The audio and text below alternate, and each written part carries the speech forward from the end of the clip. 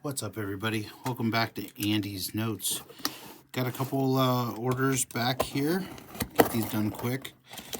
Finally made it to February. Hope everybody's enjoying their winter. This is,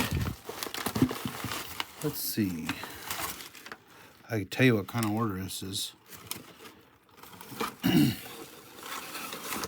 by looking at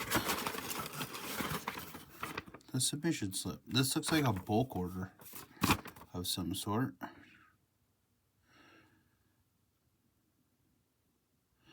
I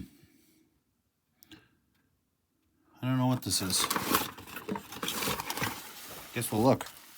I looked at the order and looks like it's a mix of modern and so maybe a value. You look at the order grading. Yeah, it's a value order. So show you what's going on here. Yeah. 24 note value order. Okay. So this is a bookend to this note. So you hear the term bookend used a lot, and bookend actually means the note before and after an error. So here's 79. This would be number 80. It's missing first printing. And then here's 81. So that's a true bookend error. So when you hear the term bookend means the note before and after an error.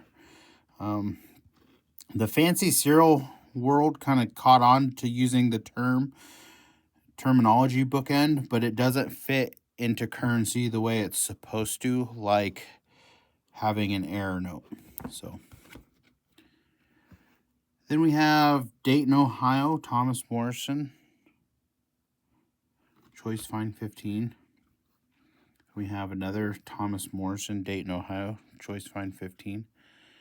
We have paper matte backing for tin type. This is Bunker's Gallery, 50-cent commission script. So here's the actual script, but on the back is an actual tin type.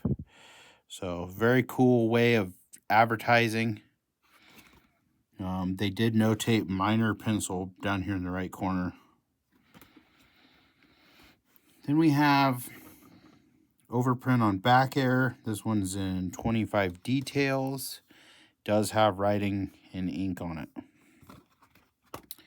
Here's a super cool one.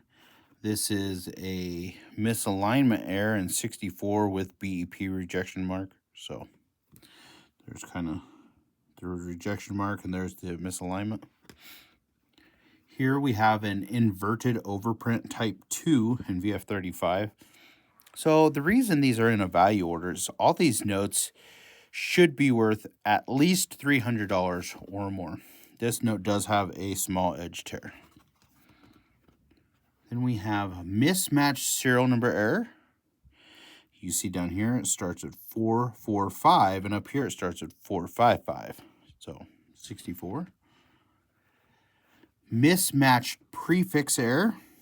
Prefix is the letter before the serial number, so you have an H and you have a B. I believe these are printed in New York because of the seal. The district seal is New York. Here's another mismatched prefix. This is A in a Q, so very scarce on silver certificates.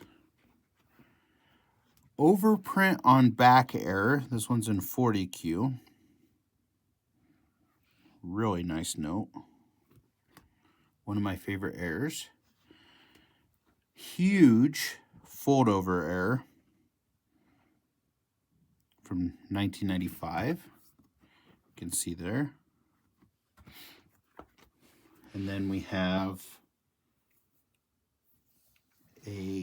this would be considered a type 2 error because the first error is a misaligned overprint or misaligned print, and the second error is the inverted overprint. So this is a type 2 error.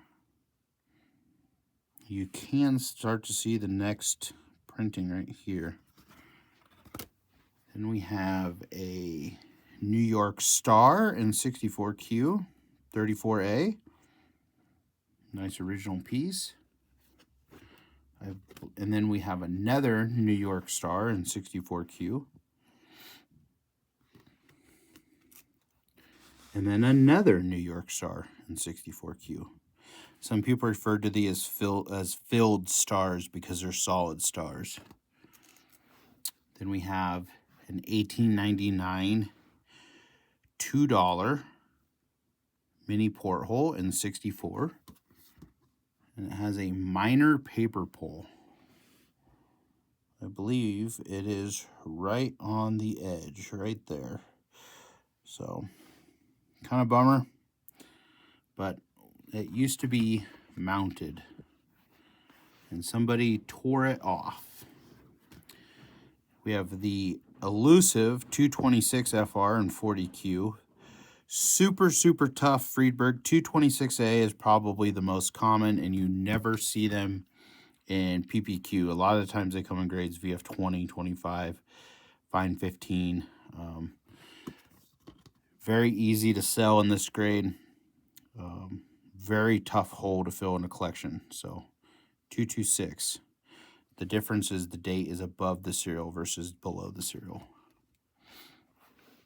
220 or a 277 in VF20.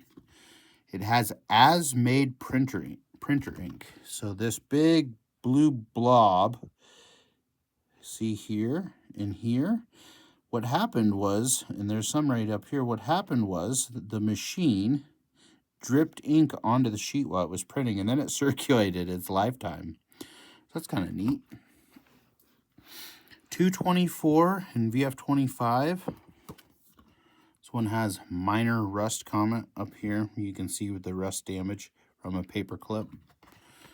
Paper clips and paper money, they do not go together. Here's a VG10 $5 silver certificate. This is a true VG10. Edge wear, hard fold lines. This is how they look. It's a real survivor. A lot of people would actually say this probably looks more like a fine, but when you start to consider some of the issues like with the from circulation, this is a textbook VG. Especially when you have these hard ink breaks and you start to lose a lot of the ink from circulation rubbing and folding. And then the 1922 $50 gold VF25. I really liked this note. I thought it was going to VF30.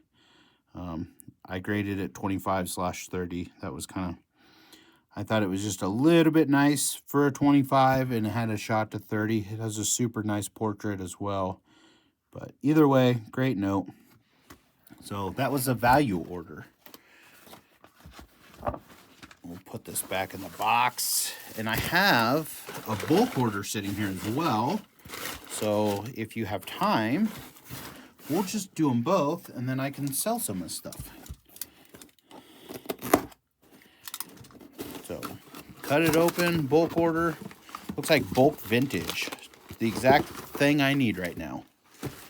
Selling a lot of bulk vintage notes. 5 to 7 a day, it seems like. A lot of these notes are from a collection that I purchased here not too long ago. So we'll do it by the box. So this is box A. 28F and 65Q DA block. Here's a short snorter to add to the collection. VG10. Lots of signatures though. Here's a tougher note. 28D Mule Star. At one time, Mule Stars were bringing all the money, and I feel like more have come out recently in the last 5 years, and it's kind of driven the price down. So they're very comparable to the regular Star note now. Still a tough note. Tough to add to the collection. 28D Mule BA block. Just a tough note. This might be the first one I've ever had or found. Here's a neat note. Churchill Downs. This is swaps. This is from gambling in 1955. 1953 too. Just easy note to sell. 53A2. A lot of people call these godless. They did change the plate and add in God We Trust above Monticello. Some 53A star notes. 64. Really nice 64s. Well centered. Good color. Couple of them. This one here actually is just peeking at gem territory, to be honest. And here's a 65, so very nice pieces. 53B, $2 red seals, very popular. Here's kind of a fancy, semi-fancy serial number. If that 8 only would have been a 3 or a 0, really would have set it apart, but it is what it is. Another 53C. Wow, and 67. Whew. Lovely. Great note. I think 7s are up there right now, too. Yeah, that was a star note. 53B star to a 53C and 7. Excellent. Here's a neat note that I actually found digging through dealer's box. But gutter fold on a North Africa star or non-star North Africa IC block. I actually have one of these on a star note as well, so we might be keeping this one to go with it.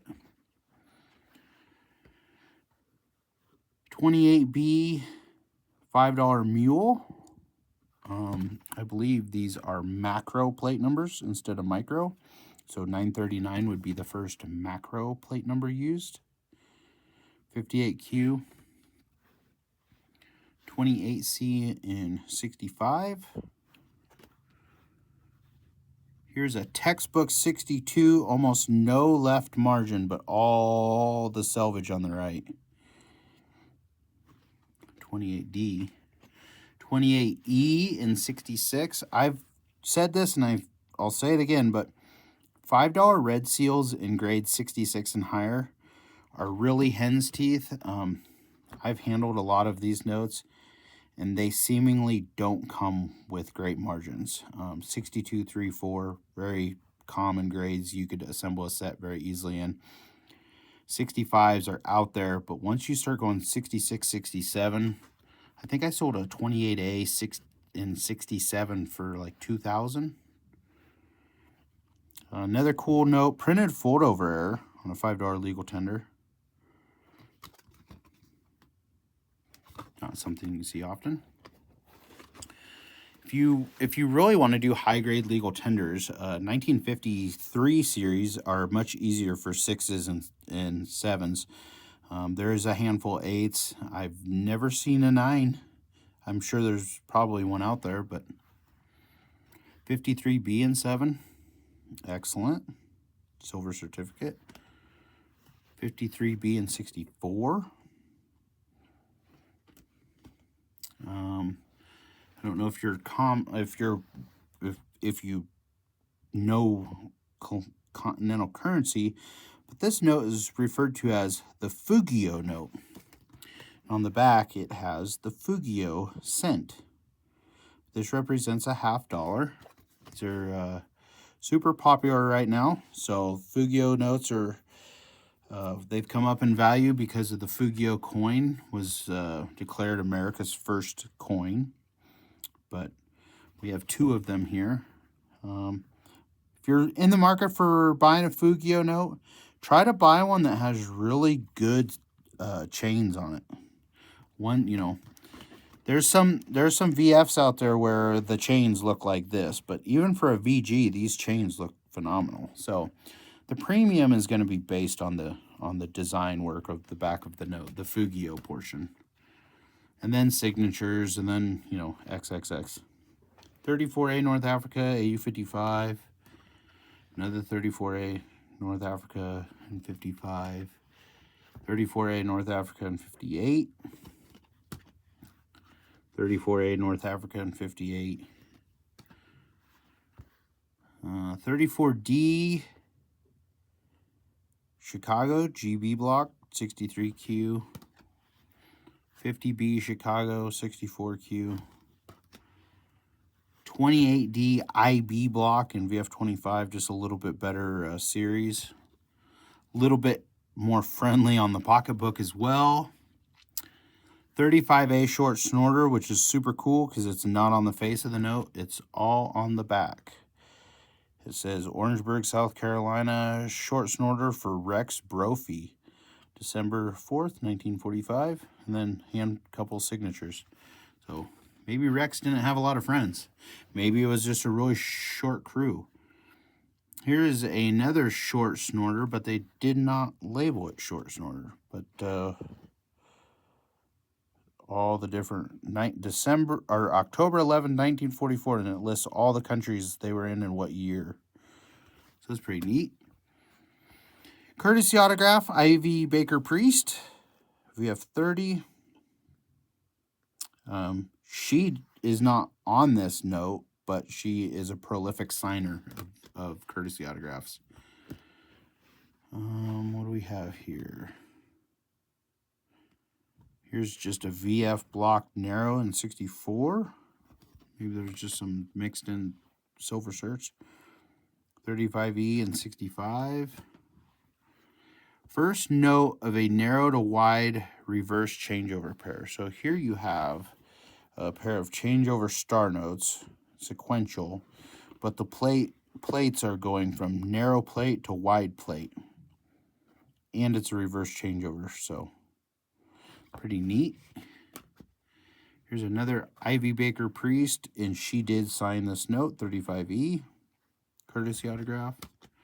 Here's another Ivy Baker Priest with her on there, 1957. If you've ever watched the TV show The Munsters, produced, you know, way back when, black and white, and then eventually went to color, the blonde-headed gal who was in the house, it was actually Ivy Baker Priest's daughter. So that's probably why she's so well known. So another Ivy Baker Priest auto. Here is another. This is Smith's courtesy autograph, 30 PPQ. You can see down there. Then we have some colonial currency. Pennsylvania and VG10, just some lower grade, easier on the pocketbook stuff. Still very collectible, still has a lot of detail for even being a VG10. A lot of these are going to be backed or have some sort of damage, but another VG10, another Pennsylvania, Choice Fine 15. They're just easier to sell when they're certified. People tend to like them more when they're in a piece of plastic and being protected. New Jersey Colonial VG8. This one has a tape repair on the back. New Jersey Continental Currency Fine 15. Does also have an old repair on the back. Pennsylvania VG10 details. Just, it's been repaired on the back as well. Here is a Continental Currency issue, VF20, straight grade. And then we have Choice Fine 15, Pennsylvania. Still has beautiful signatures. Does have a little bit of an edge split right there. And then somewhere we included a note that we are having crossed over from PCGS. Or, yeah, not even a crossover. It's at this level, this is a regrade. We don't if you look at the label, yep. I've said it once, I'll say it again. These things are a ticking time bomb. Look how easy that was to take this label off. I just took this label off of this. They're open to the elements. Moisture can get inside of them. I've actually had someone spill coffee before and it got inside the holder and ruined the note. Like, you know, I've said it once, I'll say it again. These things are ticking time bombs. Not very market acceptable. So, not trying to bash anybody. I'm just just trying to tell you the truth about what the people like. You see here, I have another one in the order from, looks like Indiana maybe. Here we have New York, Continental Currency, VF25, really nice piece. It is got some staining, but it's still super bright. Continental Currency in fine 12. Here we have a piece of Pennsylvania currency, really strong signatures. Does have a little bit of mounting stains on the sides. I showed you, I'll show you again, just so you see. But a lot of times, if you just cut these out and send them in, they'll just regrade. The other thing is, look at the lack of information on this label. This one over here actually says NC 138. You know, that's its actual catalog number. It did straight grade, no issues. So those just go in the trash. We'll get back at it. Here we have 2 shillings, Pennsylvania. This has also been repaired, severed, reattached. Another Pennsylvania, this 5 shillings, mounting remnants. You can see some of the glue still around, all the way around it. It was not uncommon practice for people to want to display old paper, so they would put it inside of books as keepsakes. Here you have a Continental Currency. This little mark right here is most likely a type of obstructed printing because it's into the paper and it's just an odd shape. North Carolina and VG10 details. These things are so fragile, but it's definitely damaged. Has been reattached with a stick pin, which was also not uncommon for the period. It's a contemporary repair. New York, 53Q. There's a couple of those. I think they're sequential. Nope, not sequential. Here's one AU55. What else do we have in here? Here's kind of a cool serial number, 121. It's kind of a poor man's radar. We'll just call it that, VF20. Chicago and VF35. Nice looking note. Minneapolis 50 and AU50. That's excellent. 100 and XF45. Here's another 100. This one's an AU55. Another 100 and AU53. Now we get into some Confederates. It's kind of neat here with this T66. Low serial, almost solid. 332. VF25. Problem free. The blue is still very bright. Another T66 and VF30. This one's very orangish. Has a very orange face to it. There's a pretty red T65. Lucy Pickens note. VF20. It's not uncommon for this blue on the back to be almost faded or non-existent. You have to remember the period, but a lot of times they would water the ink down to try to make it last longer, and that's kind of a result is weaker printings.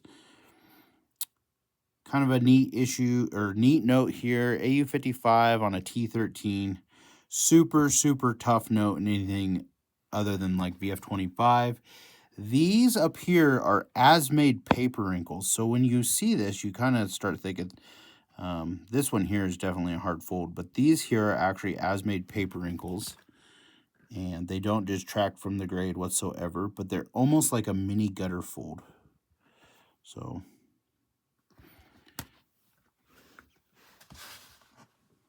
this one has a government endorsement from James Ramsey. He's a depository in Knoxville, right? Yeah, Knoxville, Tennessee. So that's on a AU55 details. So that's pretty cool. Here's a 5 in UNC 64. Another 5 in UNC 64. No comment. Just sold one of these this morning, so glad to have another one back. But T72 and UNC 64. Minor mounting remnants.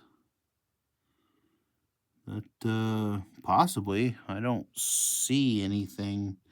I'd have to get my scope out. Right here. But all in all, still a nice note. Military payment certificate, AU55. These are a little bit better. Better types. XF40. I'm not an expert on military payment certificates. I know that these are just better because they're not common. This here is a more common note in 64. Here's the $5 issue in AU53. Has elk on the back. Here is a super nice $5 issue. Same issue in Gem 65 with elk on the back. Really nice note. Bank of Canada, 50 PPQ. Really, really fresh note. These notes tend to come heavily circulated, so anytime you can make one in VF 35 or better, it's best to just put it in a holder. You get a little bit of a premium out of it that way versus selling it raw. Got William Meredith here on the 10 cent issue in 63 flat. A lot of times these are going to grade 63 flat due to minor toning. Sometimes I'll have a bundle hole in the margin. Just little things to look out for. These are the things that I talk about are things that a lot of people miss. Here's one in 62Q, edge cut right up against the design. Remember, these come out on sheets, and then they would cut the sheets with scissors. A little bit of paper toning on the back, but still a really nice 64. A little bit of paper toning here. Here's a, they call this the Bob Hope note, 50 cent 5th issue. This guy here, which is William Crawford, looks a lot like Bob Hope. If you don't know who Bob Hope is, get on the old Google Meister. Nice note. This is a first issue, plain edges with monogram in 58Q. I'm going to peek at this in the light quick. Might just have a little bit of a bend or something that's in the note, but this is a really, really nice note. Maybe this corner tip right there. Either way, super nice, very fresh. Perforated edges in 63Q. Tough, tough note. I might buy this one for my personal collection, actually. We have my sons and I are putting together a set of fractionals. And here we have a first issue 25 cent with monogram in 62, another tough issue. You can just see how wonky they cut those. They were cutting along and then, oops, got it. But the paper is much different. If you are familiar with the 1862 Legal Tender Series, this paper is much more like that style of note than it would be. And this would be more like an 1880 or 1875 series style paper.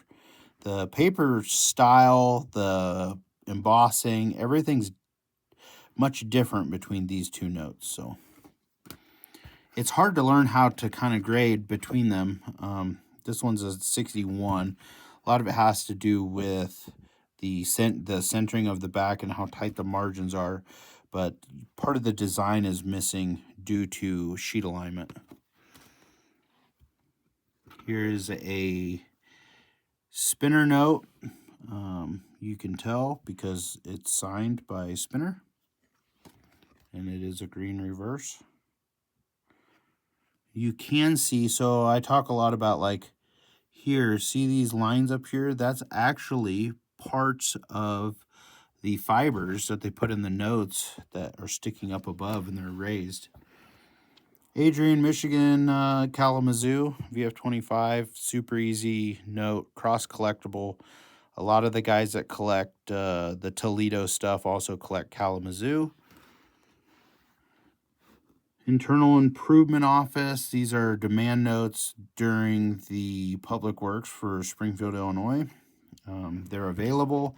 A lot of them have edge damages. This one does have a minor edge tear, but a lot of them also have, I mean, when I say damage, they're Sunday notes. They have holes all over them. So still a nice note. AU58 should sell super quick. Citizens Bank of Louisiana in 64. Super quick and easy note to sell. It's considered part of the Dick series, so.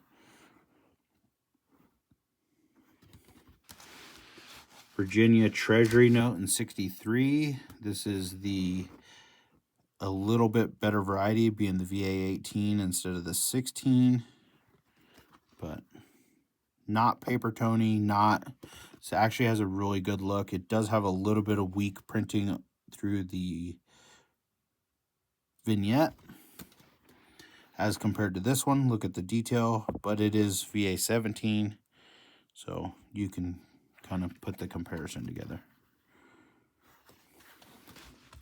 State of New Brunswick, AU58. Nice note. Canal Bank in 64. Paper toned. They're all paper toned. End of story.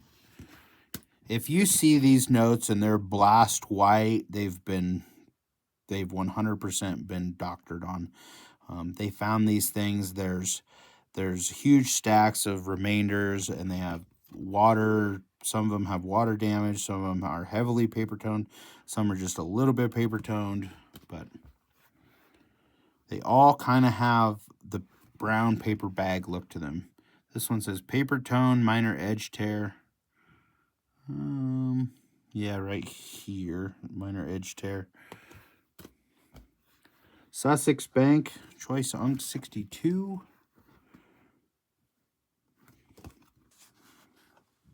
Interesting that it got a 62 grade.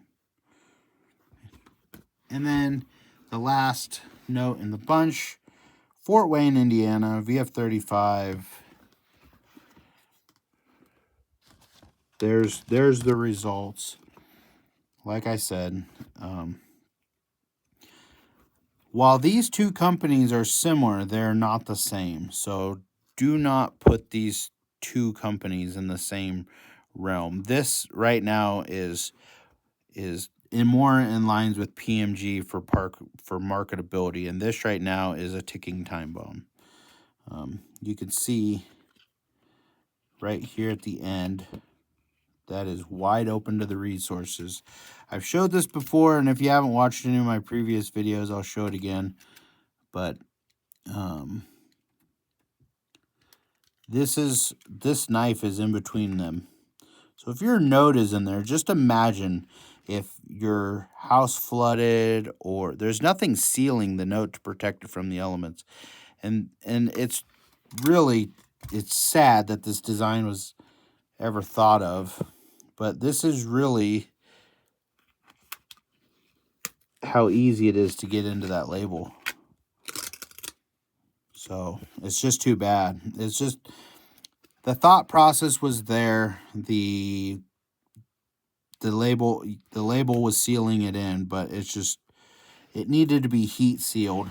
When I talk about heat sealing, if you look around the note, you can see that there's an obvious seal between the note and the label, and then it's sealed all the way around. What that does is it prevents any sort of moisture, humidity, chemicals, whatever happens, this note will be protected. This plastic is super, super durable. I've yet to find anything that would really break it down. Even if it was placed in light, it might discolor, but it's not going to become brittle and destroy the note inside. It's truly protecting your investment. So, hey guys, that's it. Just a little bit of bulk. Hope everybody enjoyed. I'll be having more videos coming out soon. Stay warm. Keep collecting. If you have any questions, shoot them down in the comments. And don't forget to watch some of my other videos. And if you haven't yet, guys, Polar Currency puts out amazing videos, educational. Some of them are more along the lines of like discussion about collecting. I have a personal interview on there if you want to go watch that and get more of my backstory. But either way, guys, check out some of the other currency channels on YouTube and give them a whirl. There's so much information out there for collectors, and I try to give you a firsthand look at the inventory that I have coming in and going out. By the end of the day, most of these notes will either be on eBay or be on their way to a new home. So, with that being said, hope everyone's well. Like, subscribe, share if you must, comment if you can, and I will see you on the next one. Later.